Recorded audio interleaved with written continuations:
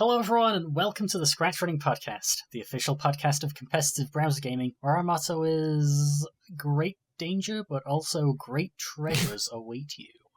Dang, that's an old one. Yes, as always, I am your host Kieran, and with me on the microphone yes quite. Hey! Clabs.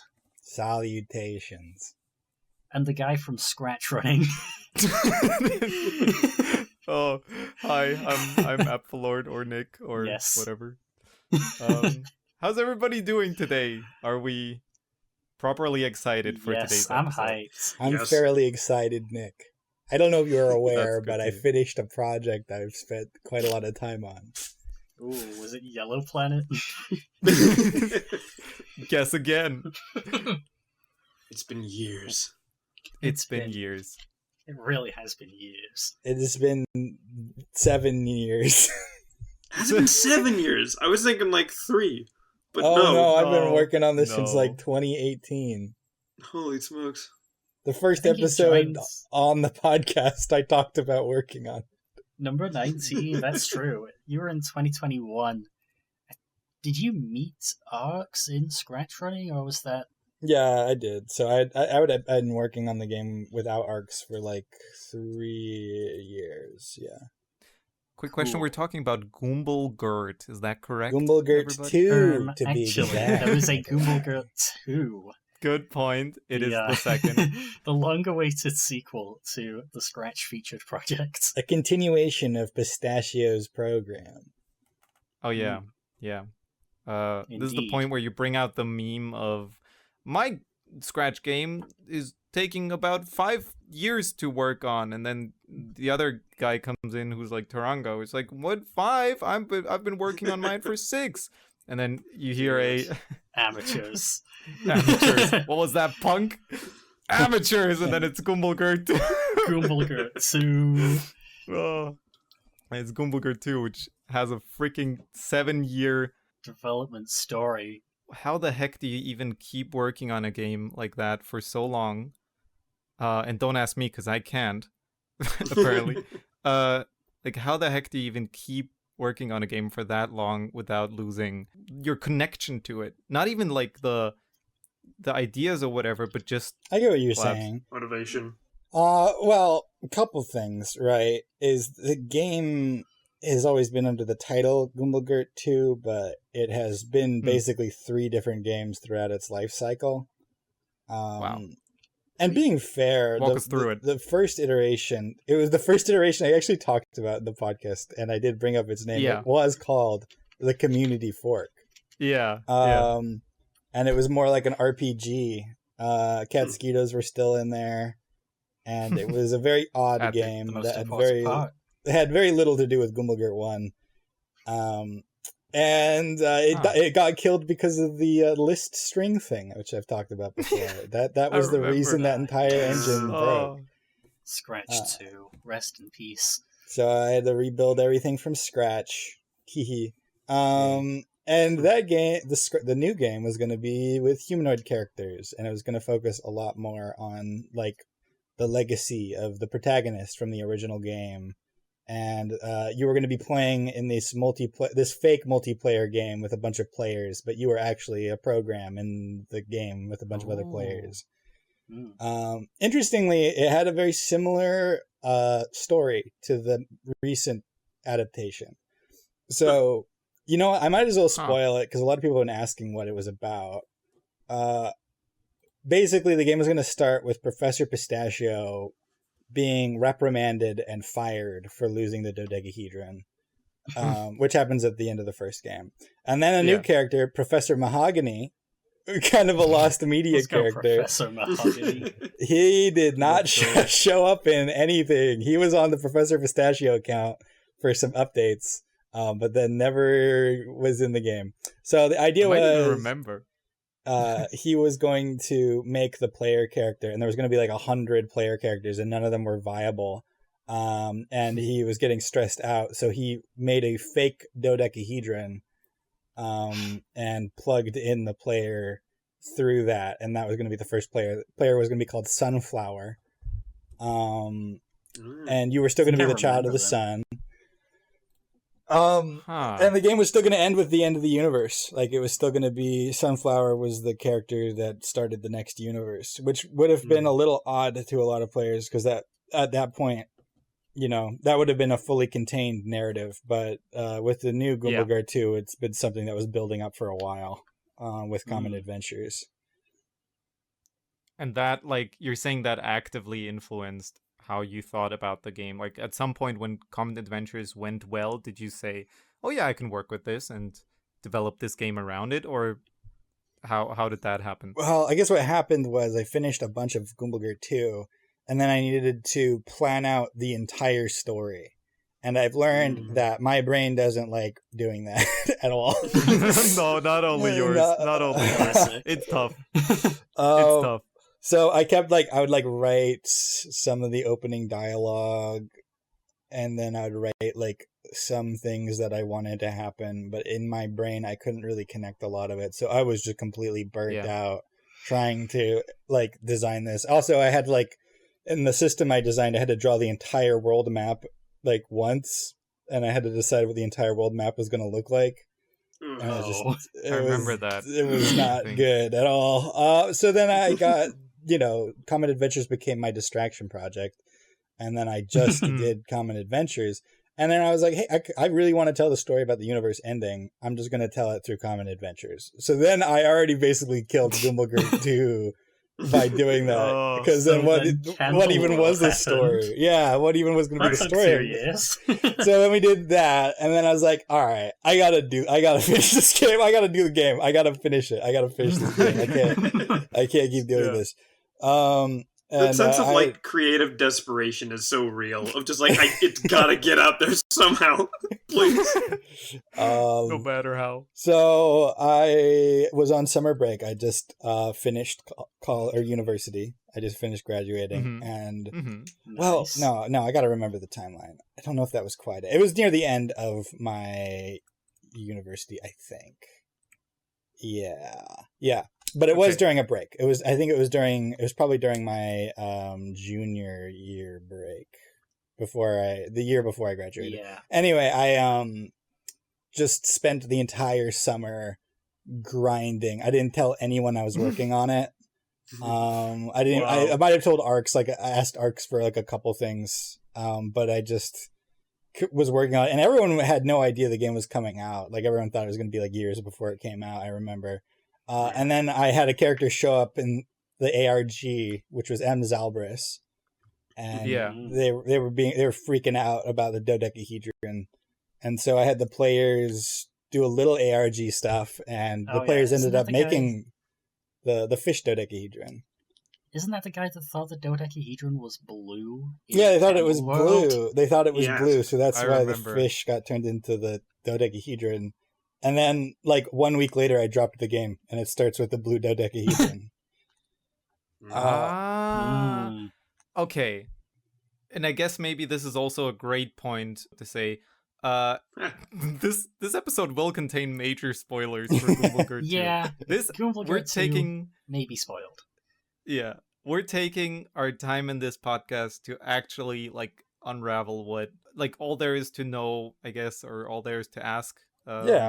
About Goomble Gurt 2 and Candleworld and whatnot. We've got some big questions. Siren and blaring thing at the beginning of the episode. Just edited in. Yeah, exactly. So I don't know. This is a place for us to talk about. For me to be curious about all the stuff I didn't get in the game that I didn't pick up on. There are multiple routes we didn't go on. Exactly. And if you haven't played the game yet and want to experience it, I can definitely vouch for that.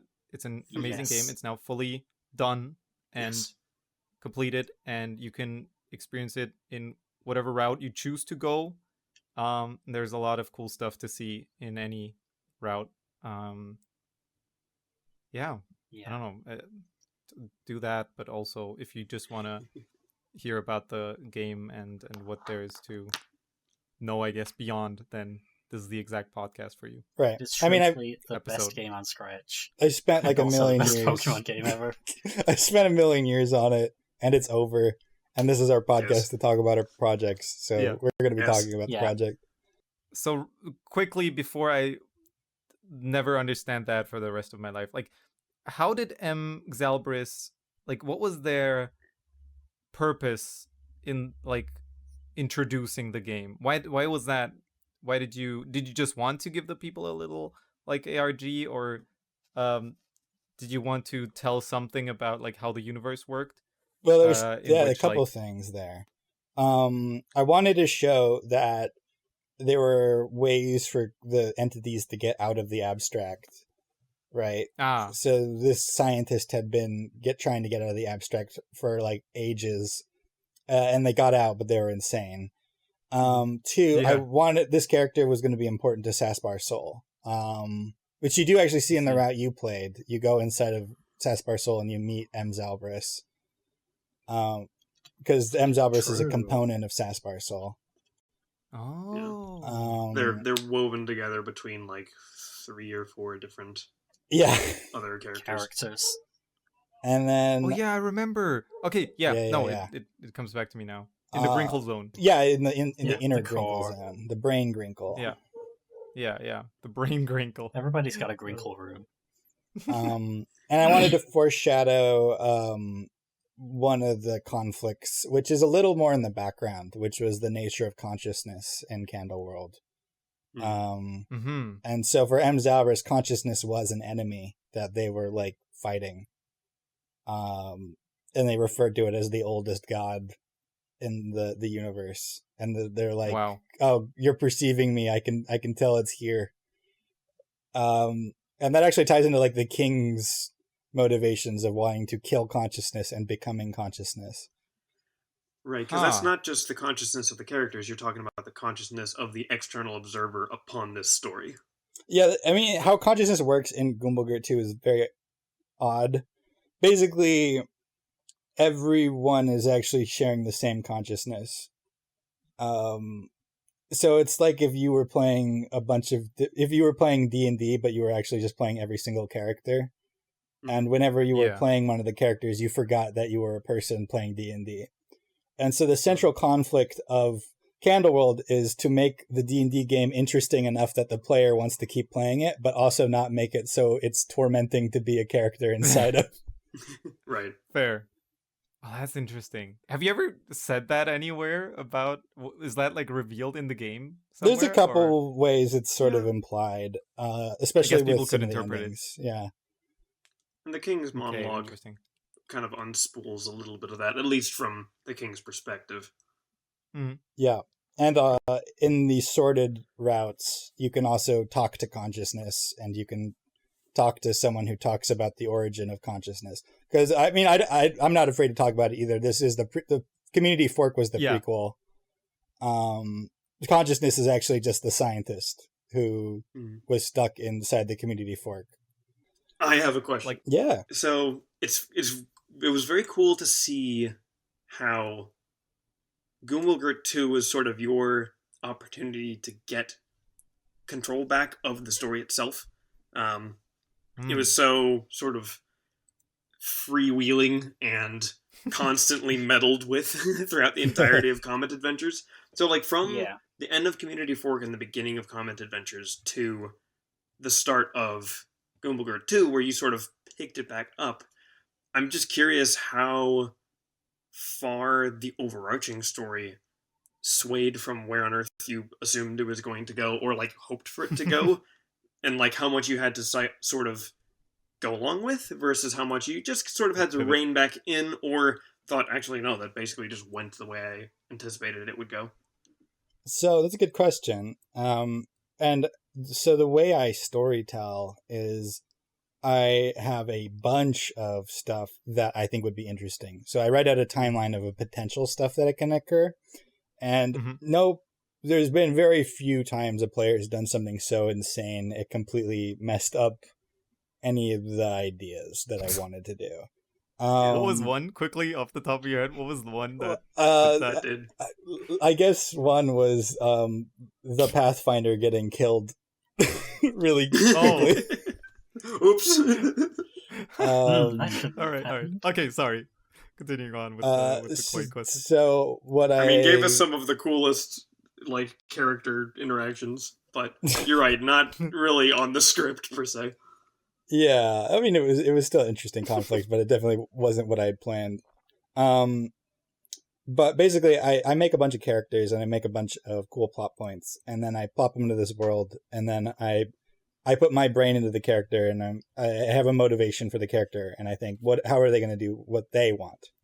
And they all have a thing they want to do. They all have their own version of the universe they want to do. Like, Goomble Gurt 2 is completely against the plans of most characters. It's what Pistachio wants to happen.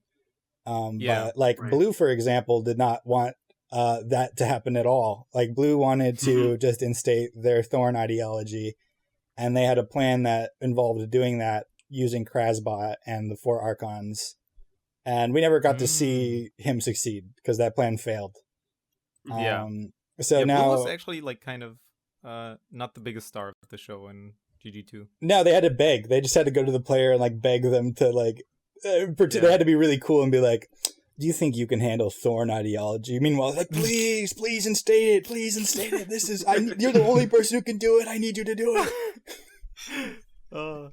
They were also really hoping to get like something out of it in the form of, was it the king? They wanted to redeem themselves. And also be like spared or something, but I guess that didn't happen. Well, yeah, so there's 2 blues in the game. Oh, I didn't even know that. Yeah, so the blue who gives you Thorn ideology is a different blue that blue. It's confusing. Sort of the Sora or Xehanort of Candleworld. Yeah, that's how many instances of blue there are. But they both want Thorn ideology. One of them just decided to stop caring about the king, while the other one still really likes the king. Is the other blue the one that made Vire? That's the award. That's Blue 1. Blue 1 is the jerk in Goomble Gurt 2 who uses Vire as your antagonist and is the one who would like, the king approaches, be respectful, and then gets burned into like ashes. Right. Yeah. That gets just absolutely decimated. The knife, ZXZX Blue, the knife is the entity who approaches you and is like, yes. Are you worthy of instating Thorn ideology? If something was immoral but not discovered, should it be discovered? Incorrect. Get out of here. But they both want Thorn ideology. Well, why were there 2? So, because people wanted to get Schmalance and the Schmaleyes. Comments Adventures. Schmorleaks. The Schmorleaks. Blue had to split themselves by derivative hopping. And sending basically their copy into Google to go find it. And then that copy sort of got lost track of this whole thing and ended up very much leading their own path from that point on. Yeah, that copy interacted with a player, and then the player gave them an ATIS flow, and then they're like, ooh, new plan. We don't have to do the old plan anymore. Wow. My goat of all time, Triceratops Lover 336. Dang. So yeah, just because people wanted to get Alice and the Allies, that actually caused a huge rift in the plot. Right. I'll go ahead and say Alice and the Allies was one of the greatest things we then probably ever did in a series that never did anything beyond the episode where they were introduced. Canonically, ZXZX Blue, which is that Blue, is a fan of SR Dice. So he must have listened to some more of the episode after the series ended. Because clearly ScratchRunning is canon. One of the routes you have to fight them, and they're really bad at Goomble Gurt. So they have a lot of really bad Goombles, but they are able to make a kit Squiddy, and they do name it SR Dice. Really? Yeah. That's awesome. That's incredible. I didn't know they could nickname their Goombles. Oh yeah, they have like a Biscuito that's level 15 called Cat. Of course they evolved it. Nice. They have like some truly atrocious builds. They have a looper that was like recomped with a voracious and knows bite, and it's like a strength looper. And it's really it's a loser. It's a loser. They have a loser that uses a bite. Oh no! What? And he calls it winner as well. Amazing. So Amazing. original. Sounds like the kind of team Love I it. would try to make. Yeah, it's pretty bad. Dude. It's like 80% novelty. Blue still 3 hours me at ScratchRunning Turbo mode. I would have also probably not stood a chance. But quick side note, I recently found out that, or like I hope this is real, but I recently found out that in some places they started to paint the like antlers of deers in like glow in the dark colors or like reflective colors, so that like cars would see them better, or like, you know, you would see them better when they approach the street. Right. And that looked like exactly like a scary deer. Like the scary deer from SR Dice. So that's awesome. Yeah, that brought me back. I was like, holy smokes, they're real. Watch out, they're gonna devour your soul or something. There it is. Thank you, Karen. Well, holy that smokes. Really does look like the creepy deer. Yeah, it's got like 3 eyes or something. You see that? Yeah. And there's like a little glowing spot in its forehead. Watch out, that creature is carnivorous. It goes without saying. It moves to a certain creature when attacking, and also creatures opposing it suffer -1 to their power. Well, let us remember this is a visual format or audio format, so that users cannot see the cool on deer. Screen. For a creature that existed in such a barely existent thing that we've done, the glowing antlered deer sure has made its way into multiple projects. I think that just shows, and we're gonna get back to Goomble Gurt in a second. Just a ScratchRunning character. How cool SR Dice was, and how desperately we need to do something like that again. Oh, there's still time. It's ongoing. It was cool, and I'd be down to do something like that. But I did get the vibe that we weren't all like totally comfortable with the format. I think I'm just really bad at acting. Yeah. So Same. That might have been it. I think I was learning it, sort of, but like I was getting better at it maybe, but that's probably part of why. Also unique, because like taking a format where you kind of get put into a very different kind of character per scene instead of slowly getting used to inhabiting one character that you've made is a little extra tough. Maybe, yeah. Well, I think we're all just used to doing banter on the SRCast, which is not the same as trying to make a cohesive story. Right. It's a lot easier. Because you can't just like get distracted and start talking about like Best Buy when you're doing a tabletop role-playing podcast. Speaking of soda. Oh, let's go. Was there supposed to be like a sound? Did he crack open a cold one? She's gone. I'm getting a Mountain Dew Maui Burst. Speaking of soda, actually, didn't you find a flavor of Mountain Dew that I've never seen?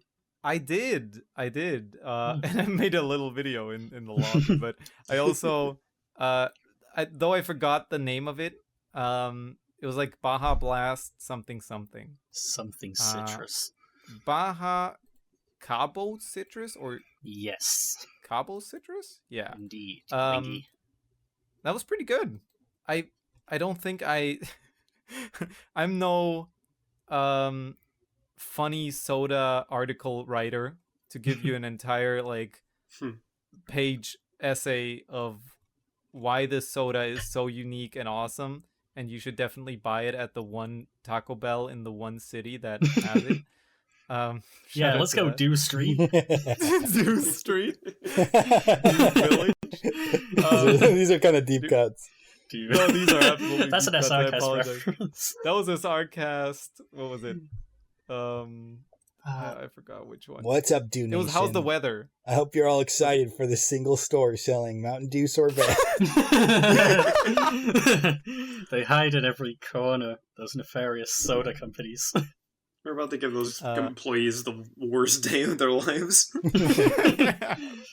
Oh, goodness. All these people make their pilgrimage. Okay, what was I talking about? We were flitting around the idea of Caster Card. We're proving the point that we can't stay focused on a team. Yeah, true. There are so many Sorry. Speaking of deep cut references, have you guys played Cast Your Card yet? All right, let's get Cast Your Card. Let's talk about it a little. Cast our cards. I mean, there's also, we could do an entire other episode about Cast Your Card. We maybe. just I might. don't know. Honestly, we just might. We've got content planned for Maybe this we podcast. need a rule for that. Please. Well, do we want to wrap up? Like, do you have any other questions about Goomble Gurt 2 Oh, or absolutely. Candleworld? Let's wrap that Absolutely. up. Then we can move on. That sounds great. That sounds great. You'll have to wait Yes. just a slight moment longer. Don't stop the video, because at the end we're gonna reveal the big Cast Your Card. I don't know. What are you talking about? We I'm haven't not even good at finished the this. game yet. Can you tell I'm a normal YouTuber and not one that? All right, guys. And if you wait to the end of the video, and please don't skip ahead, we're going to be talking about Cast Your Card. Now, a moment from our Exactly. sponsors. Leave your favorite card in the comments below. I've already hit the L key 7 different times while listening to this. Yeah. Scrub, scrub, Okay, scrub, scrub, sorry. scrub. Okay, Goomble Gurt 2, sorry. Yes. So, to Goomble finish Gurt 2. Quite's question quickly, Clabs, everything went according to plan, right? Oh, right. That was At the all topic. Yes. Heaven's sake. Glad to bring it back. So the big thing with the player disruptible story was everything they were able to do could be used as like basically backdressing and like references that I would put in the Goomble Gurt 2, where I had more control. So there's like so much fan service in Goomble Gurt 2 if you play through all the different routes. There's a lot of like different prolific characters that were owned by players that show up. One of the characters ends up being like a plot antagonist in the final chapters of one of the routes. Who? A couple of them show up. Legendary Yeah. Bunny shows up as a character in one of the routes. Oh yeah, remember them from Scratch.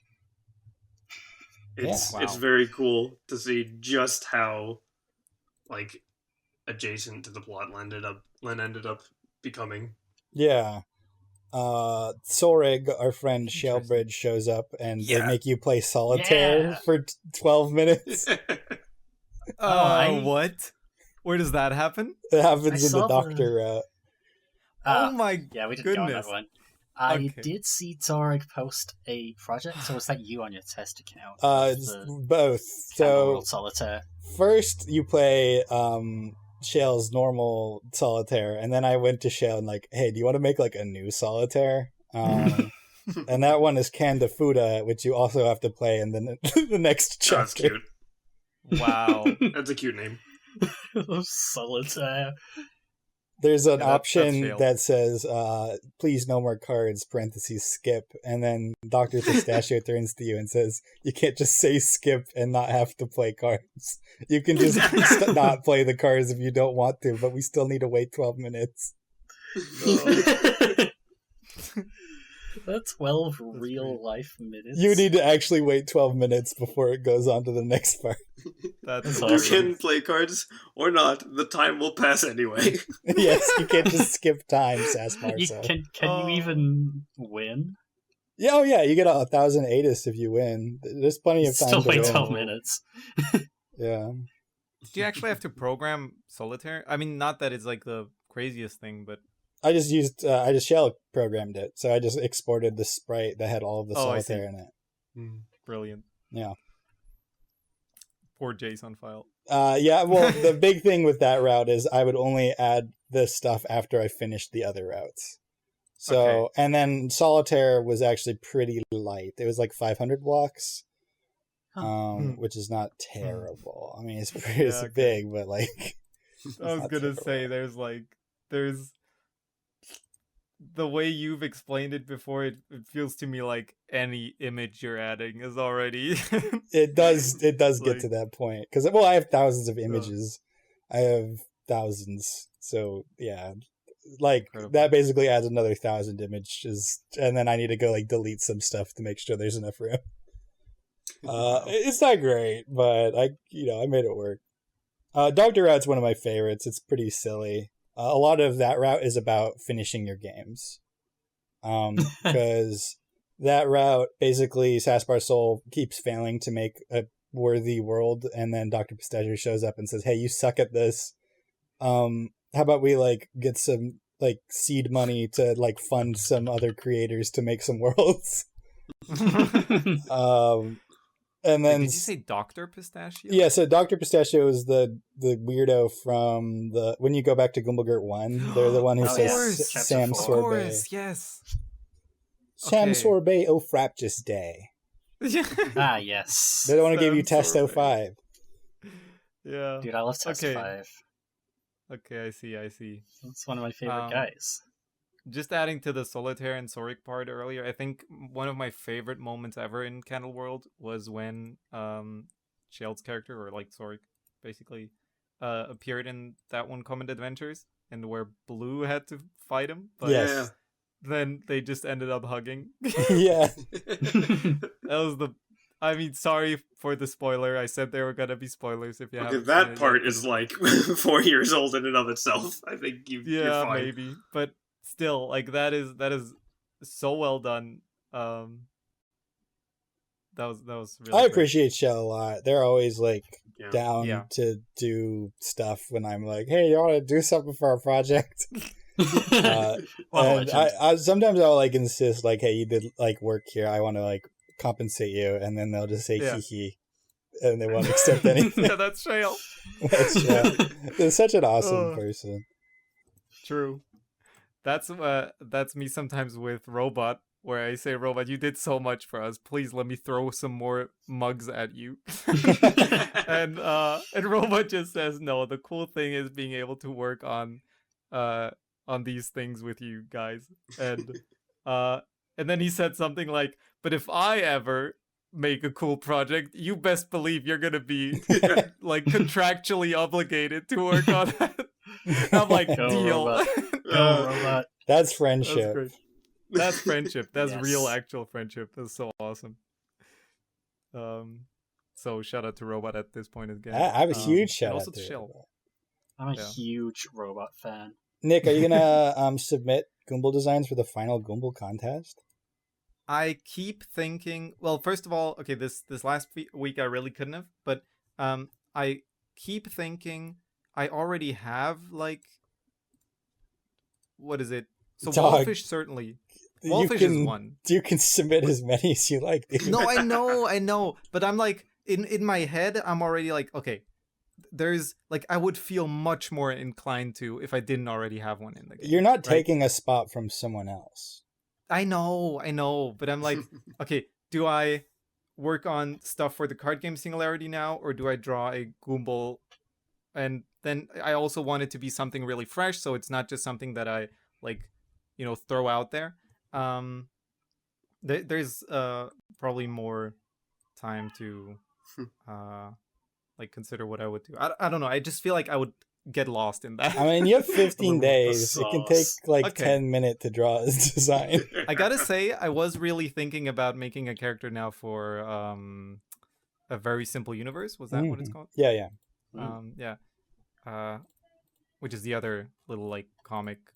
In case you also haven't heard of it, like I have about I just found out about it before this podcast, and I'm so embarrassed. Go check out Labs on Scratch. They're one of the greatest scratchers of all time. Another spoiler here, but it's heavily implied at the end of the Doctor route, you actually make a Very Simple Universe. Yeah. Oh, what? Yeah. Okay, I was gonna ask, is that somehow related to Candleworld in any way? Of course it is. Of course it is. Are all of them? Like, a lot of the different recent things that you've sort of done concurrently, Klebs, are they basically all connected somehow, if not just straight up in the same timeline, universe, etc.? Everything is canon. Everything is canon in Candleworld. Fair enough. So you've got ADSU and Yes and No and the Community Fox. That's that on the timeline. Yes and No is explicitly said to happen during Goomble Gurt 2, in also the Doctor route. Basically, in the Doctor route, Saspar Soul abandons Xylus and Pistachio and is like, "I'm going to make my own worlds because I don't need any help," and then spends billions of years failing to do so. Oh yeah, that's the one where. Oh, that's the one you've been playing on your. Yes. I love that one. Wait, is there a new video on the Collapse channel? No, unfortunately not. I mean, there's been the start of that. Yeah, actually, yeah, I am playing the route. Doctor route, I think, or the Vire route. I forget. No, I'm playing the Doctor route. And so you spend billions of years trying to make universes, and they all suck. And basically, the universe has kind of either died, or anyone who's left alive has gone a little nuts. So Yes and No is just the king who has gone a little nuts, trying to find and kill you. Is just like kind of turned silly and is like, here's some weird stories I found in the abstract. Yes or no? Wow. Yes and no. Sitting here chuckling because I'm in the exact same boat as Nick, where I'm like, I already have Goombles. But I will. You can count on me putting a character forward for a very simple universe. Cool. I have one in mind that I've had for a while. Yeah, I intend to. Seems perfect to kind of put into that universe. AVSU is going to probably be the main thing I'm going to be like doing on Scratch for like continuing the story of Candleworld. Cool. So like I know people who are like, oh, I don't know if we can still submit characters. You're going to be able to submit characters for years. The story is going to be going on for a long time. And you know that's not an empty threat. That's a promise. That's true. How much do you already have? Do you have like a bunch of stuff planned out, or is it again like just a bunch of it's the same thing. I have a lot of directions. It's not, you can't comment adventures it right, so like you can't ruin it by like voting for something crazy. So put in Alice in the Allies. But I have several stories planned basically, and we're on currently the first story, and we'll see how that one goes. Okay, so Goomble Gurt 2, right? Yeah. Goomble Gurt 2, right? I was wondering if I should put a question from people here, but they didn't even like explicitly ask stuff about the story. That's fine. Okay. Let's go with some like non-lore, and then probably we're gonna like go back into lore sooner rather than later. Again, so an actual scratcher asked, are there any other games/media you wanted or wished to reference in Goomble Gurt 2 but couldn't because of the Candleworld lore? This question also could pertain to just all of Candleworld. And again, this is like slightly I mean, they watched Dragon Ball Z in the one of the routes. So if I wanted them to do like reference something, I would have put it in there. I think everything I wanted. Okay, there is one thing that was a huge limitation problem, which is I wanted to make a platonic Vire route. Because when you abandon Pistachio and you abandon Xylus, you're given the option to go to Vire. And if you do, you can either say you like love Vire or that you feel like they're like your best friend, then you get embarrassed and leave. And so there was going to be a platonic Vire route, but it turns out 4 routes was already a huge limit. 5 megabytes, by the way. Yeah, 5 would have gone completely over because I already had to like squeeze in the panels and map like grid map stuff just to get the 4 routes. So there's just genuinely no way I could have done a 5th route. At a certain point, you should have just made like 5 different like Scratch projects, and you have to pick the one where I almost did that, like a choose your own adventure like, this is stupid. This is stupid. Oh, absolutely. Choose your own adventure. No, but I appreciate the attempt and intent to do that, because it's certainly a pet peeve of mine when a game has like character route options and the options are either you are in love with this person or you hate them. And there's no middle. Not even middle, just as you say, there's no platonic. Yeah, it's either love or a hate. So I think what happens in that route, I guess canonically, is you do tell Vire that they're your best friend, and Vire knows that now, but like you still are on the Doctor route. So you've made up with Vire a little bit, but Vire just doesn't show up in that route because Dr. Pistachio is setting up the next universe that you guys are going to make, so Firehead would not show up. It's kind of a Zayus. Never would I have thought that Dr. Pistachio had so, like, Professor Pistachio, yes, but the dang Dr. Pistachio from the first one. That's part of the fun, is the The dumb doctor. side characters you wouldn't really think about will end up being really plot relevant. I mean, heck, the fact that, like, Moop Aboral got put into M. Zalbris and made the center character of the end of Comet Adventures. Yeah, I don't think anyone thought M. Zalbris was going to be the ignition for the next story. The parable of M. Zalbris. Also, like, halfway through that sentence, I was like, I'm not sure if this is a language anymore. Yeah. I know what I'm saying, but... I just don't think I have seen enough of the lore to actually know what is happening in that sentence. No. I know the names. I know the names well, but I like all the stuff, like how it's put together. Yeah, each of those characters I mentioned is a character that's sort of created through various means and combinations of prior and other characters. They're all very complicated. Like, their very existence is complicated in and of itself. Yeah. So true. So it's not easily explainable in, like, this character is basically blah. I mean, I can shove it into one sentence. It just won't be a sentence that makes sense unless you've been paying manic amounts of attention to Candleworld for the past 7 years. Okay, fair. Or I guess for me, it's like, what would it be, 4 clubs? Can't remember how long. 4 years, 3 years. So Moop Aboral is Overknower's translator, created by a player. Yeah. And then Overknower's translator okay. Yeah, we all love Moop Aboral. M. Zalbris is a fusion of Moop Aboral and Xylus. That is a separate new character. Right. Why did they get fused? Because of... We'll go for it, I guess.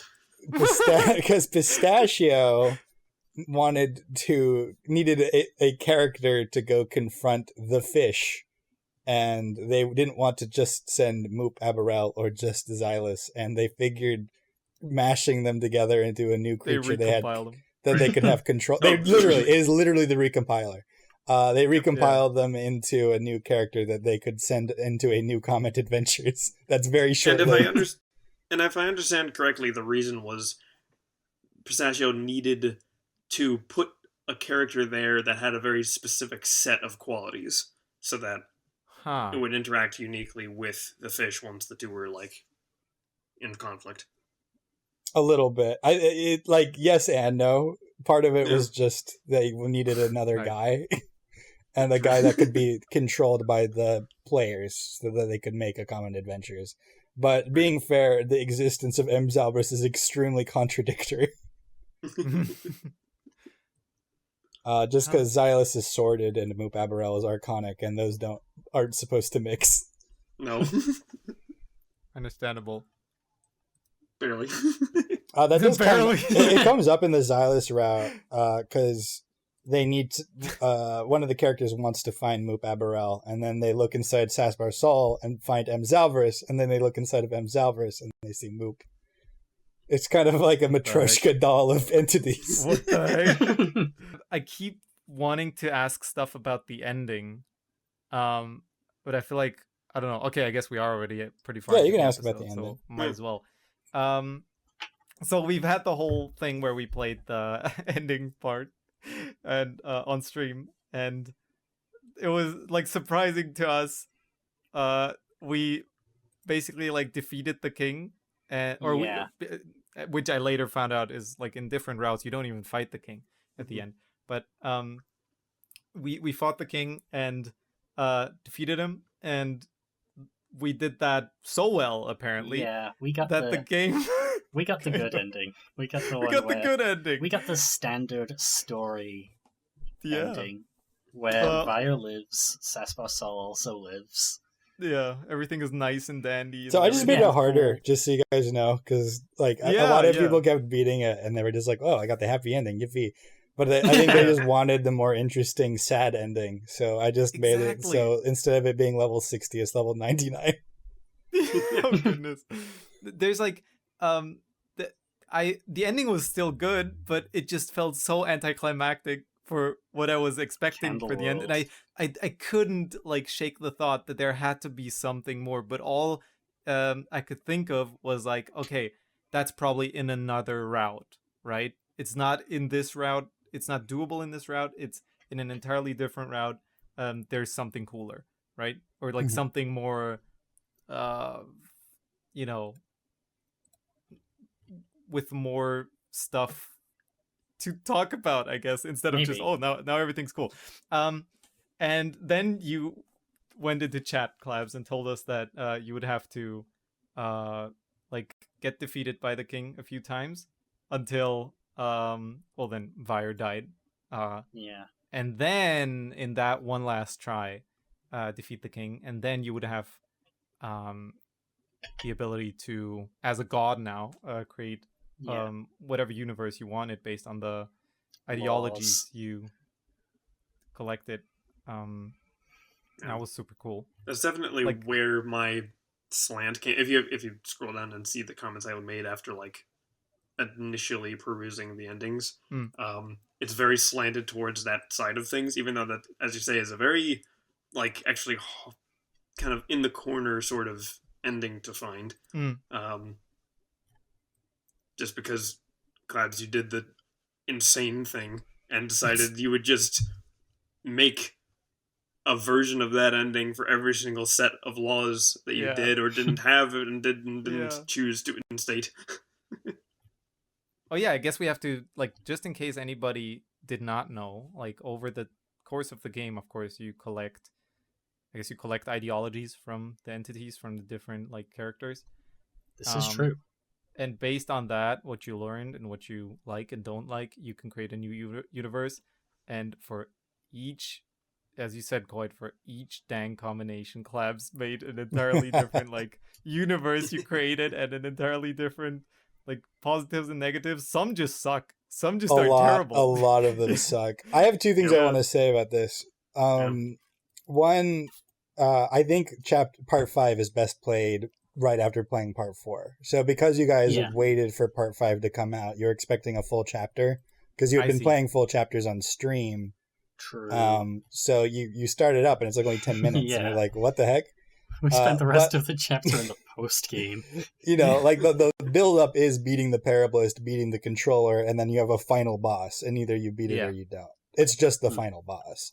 And I didn't want to drag out the final boss for a million fights. I felt like it was appropriate. I mean, you technically do fight them multiple times. You just fight the same boss multiple times. Yeah. While you whittle them down a little bit. That was really cool, by the way. Yeah, having them keep the health and stuff. Yeah, that was really annoying to program. I could imagine. I was like, wow, this probably took an entirely different Yeah, I needed to do a lot to make sure it didn't break. It was really annoying. And then for the endings, I just wanted to bring up that there is only 4 happy endings if you make a new universe. Wow. There's a few more that are unsure, have a lot of the right components, but it's we'll see. Which honestly is about on par. But to me, it's like golf. There's a par to aim for, which is about as good as it's been thus far, which is not great, but not terrible. And you're right, a lot of them are double bogeys, but a few of them are actual improvements. I don't mind spoiling this because we're already spoiling everything, but the MVP combo is Hermetics and Thorn. If you have those two, so here's the diagram. 1, you have a bad universe. It's bad. 2, you have a Thorn universe. That's bad. 3, you have a Thorn in a bad universe. That's good. 4, you have a bad universe with too many laws and you put the Thorn in it, and that's really, really bad. Right. The laws find a way to override / redirect the powers of the Thorn and make it so that they can just steer the Thorn wherever, and so it gets even worse. Yeah, they can overrule. What is the Thorn? The Thorn is a god who's pretty chill, and that's basically it. They will, if anyone turns out to be a horrible murderer who wants to kill thousands of people, they will strike them with lightning, and that they don't intervene on anything other than that kind of stuff. Okay. The problem with just having the Thorn is that everyone then is there's proof that there is a god who's really cool, and then everyone just spends their entire life worshiping her, and that just happens a lot, and that gets really boring to the player who's playing the D&D campaign. I see. Right. I There are a see, I lot see, of I other see. ones where it's like it reaches an equilibrium that's very pleasant for everyone inhabiting the universe, but just dead boring for someone who's experiencing it as a story. And so it I just sort of see. shuts down because it's like, well, okay, everyone's just, you know, a happy thing doing its thing. Yeah, like and nothing's happening anymore. would you play a video game with zero conflicts forever? Yeah. Right. I mean, people play Supermarket Simulator. Right, but would has you play conflict, Supermarket Simulator for I don't know. infinite time? With no customers either. Or like when you just start and already have infinite money and no chance of running out of money, and Oh, I see. then it's Good boring. point. Good point. Everyone can afford everything, and there's no conflict. And like to the people in the world, it's like, yeah, that's awesome. But like, I'm not gonna go hop on Steam and play a game where like nothing happens and everyone has infinite money and just everyone's happy. Right, or you might for a while, but not for any real amount of time. I love Minecraft in creative mode and also not knowing how to build. Exactly, yeah. All the characters need to be fulfilled in their lives, and it also needs to be a game you will play for infinite time. And that is the worthy world. And that's hard. That's why there's only 4 that manage that combination. And the thing that's goated about Magic and the Thorn is that Magic is really volatile. Either Magic will make your universe like some of the worst universe it can be, or it's like awesome because the Thorn will just stop people from using it to do horrible things. And then nobody worships her because they don't. Everyone just thinks she's another like part of Magic. The hermetic law. Right. When you say magic, it's not just like, oh, like cool little spells. You mean like the ability to become unbelievably earth-shatteringly powerful in the hands of every single person in the universe. Well, because it's random. Okay. It's random. So the amount of magic in a universe will be random throughout infinite time. Unless you like make it a Pragmas universe, and then everyone gets like a normal amount of magic because it wants to make things simple. But in a random universe, sometimes there's very little magic. Sometimes people like only like 1% of the population can use magic, and sometimes it's just a resource everyone can use. It basically like iterates over every type of fake magic system that you can think of in fiction. So in some worlds you have to like channel it. You have to say it's like fireball. In some universes you have to like draw a diagram and a fireball will appear. Sometimes you have 4 moves. Sometimes you have 4 moves. Sometimes you have 4 spells, and you have a passive ability and a basic attack and a defense. Yeah. And all the moves are fireball. No. Okay. But the problem is if you have just a magic universe and no like way to intervene, then there's going to be a universe where someone gets the power to like mind control an entire planet and torture them and use them to invade the universe with magic ships. And then they find a way to stop the universe from even looping, so they have control over the universe forever. And that's like fun. That's horrible. What do you mean that's fun to watch? You somehow made it worse. Well, the player will keep playing the game, so the universe will continue forever. It just means everyone who's living in the universe is miserable. So why is the Thorn and Hermetics / Magic so cool? Well, because the Thorn is good at solving a bad universe, and Hermetics makes really bad but interesting universes.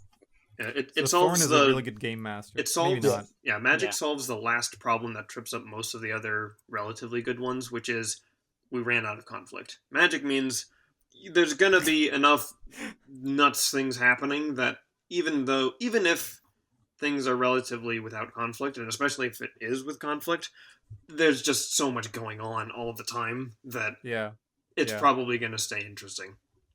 Which is also or at least that's like the take you took on it, Clives. Yeah.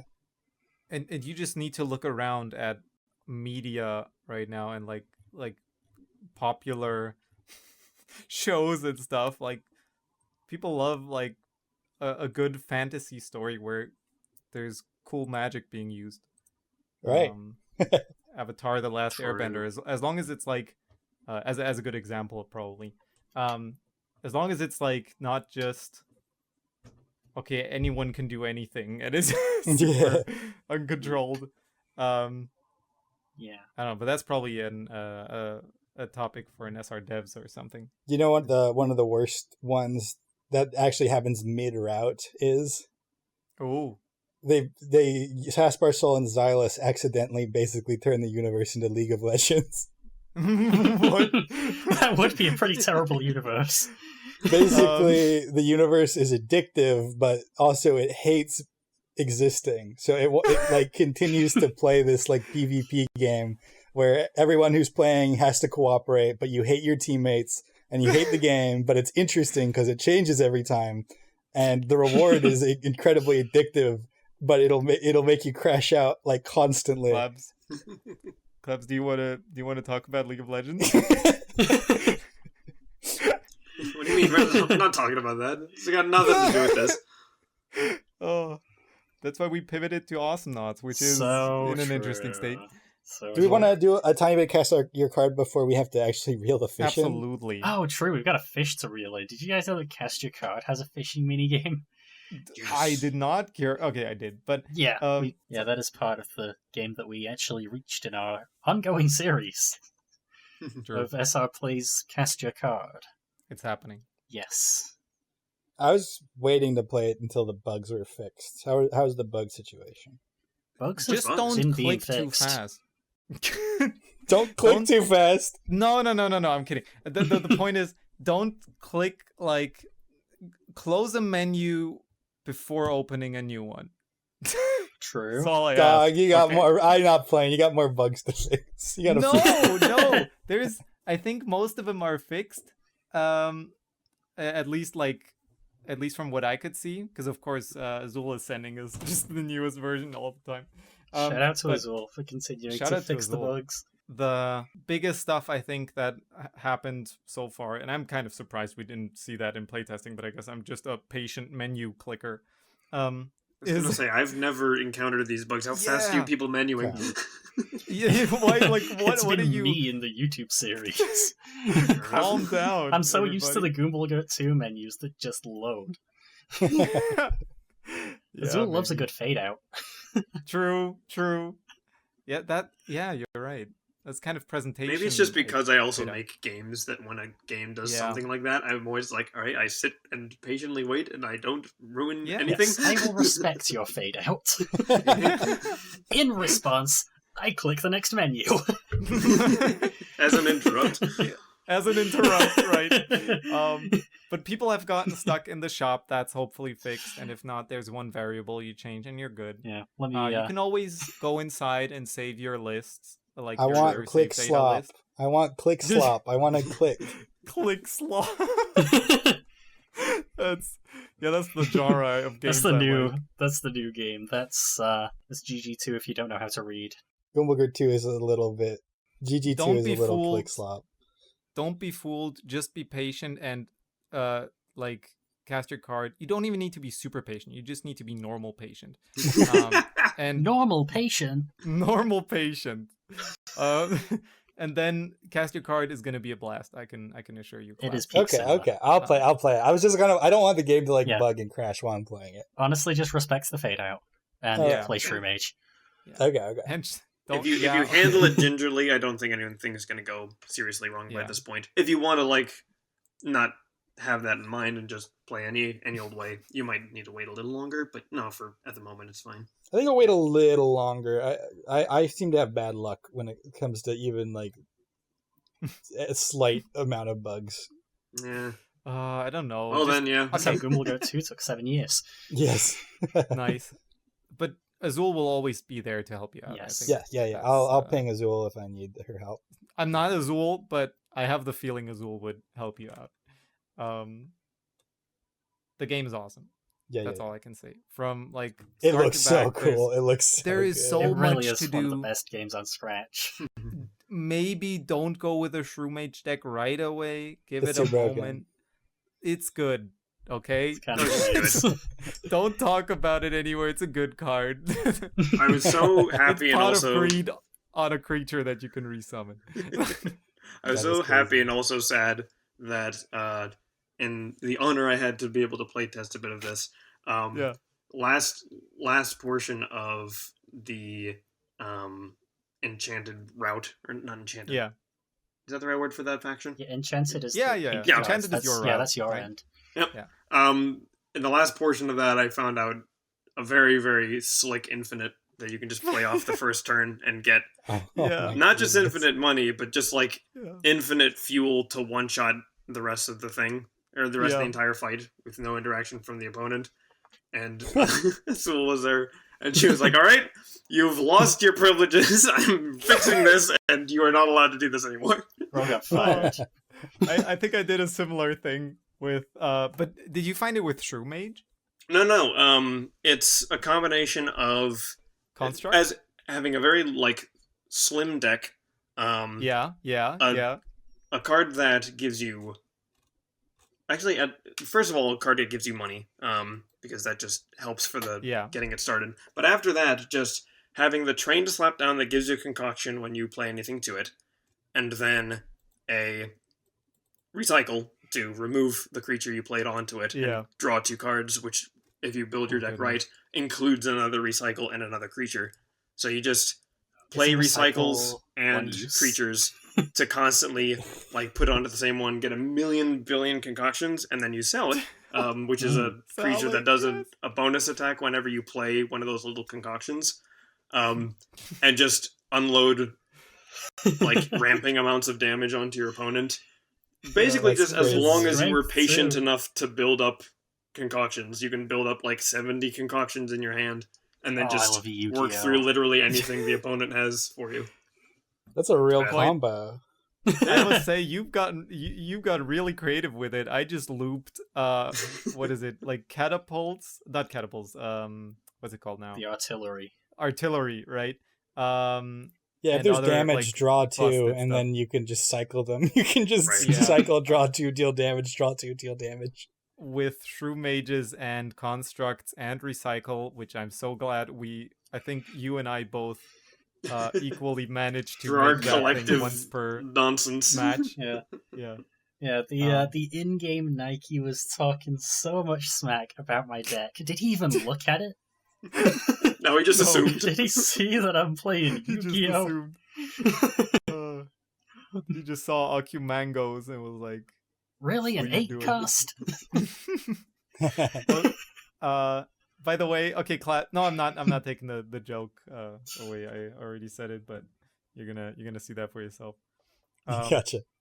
That game has so much to offer. I once again can only say that, like, after every like opponent you beat, there's another side quest, an entire one. It's so cool. It's so cool. Not only is it a good game, it's also a good game about us.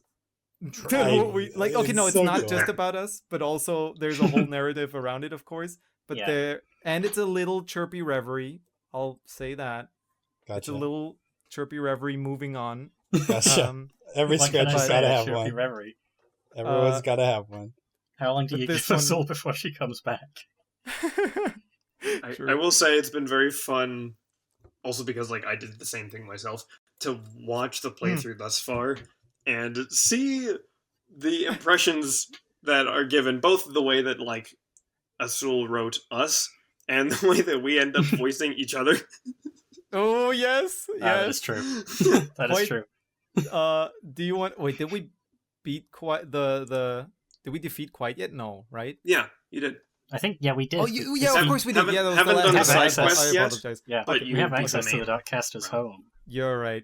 Sorry, I thought we were like either right before it or, but no, you're right. You didn't play the side quest yet, but you have played if you haven't done more off camera. You just went to the end of the main route part. Otherwise, I would have asked you to hop into the call real quick and voice yourself. No. This was much funnier. Did I do the Kermit joke? I think I did, right? Oh, you even did the Kermit joke. Did I do the how to make a game in Scratch voice? Nice. Should have hopped on with Doctor Impressions. Yeah, you voiced Clabs like Lou. Yeah. You appear to have found yourself in quite the margarita mix-up. Yeah. Oh, that's great. This episode is already way too long, so we really have to stop. Caster Cut does have a few blue voice lines. But anyways, we're ending the episode, aren't The we? fish. Unfortunately. We are. Cast your line, Nick ScratchRunning. Very nice.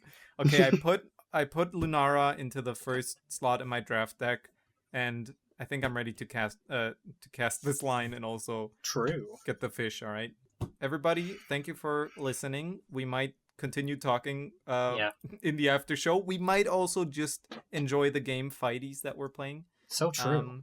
Yes. That's going to be on YouTube. But this almost feels like a second episode could be necessary for that one's for our Thank channel you all members. for listening. Yes. The fish is coming up the stream. The fish is coming. Yeah. The fish is coming. I've been Kieran KTrav258 Travis, and Clabs just edited their Scratch bio to showcase their profile for employers. So everyone go on Clab's profile and say really nice things about them. Thank you for rescuing my cat from that tree, by the way. You are so good at programming and problem solving and tall, and the recording is now stopped. Me. Wow.